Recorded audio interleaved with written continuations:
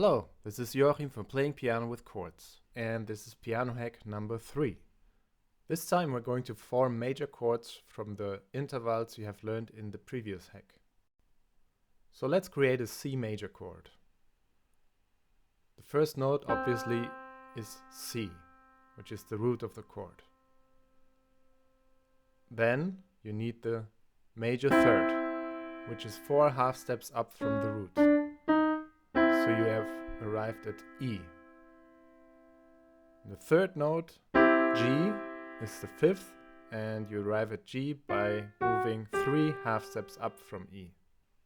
So there's your C major chord. And if you just remember 2 numbers, you can create these major chords. Move up 4 half steps to the major third, and another 3 half steps up to the fifth. That's it. The same applies for any other major chord as well. So if you take another note, say A flat, you move up 4 half steps, you arrive at the major third, C, then you move up another 3 half steps,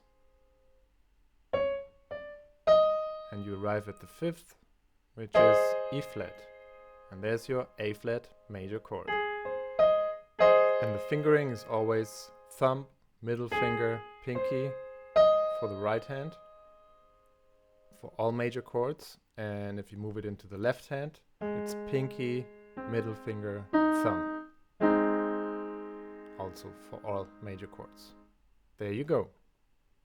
So to create a major chord, you're actually stacking 2 intervals upon each other.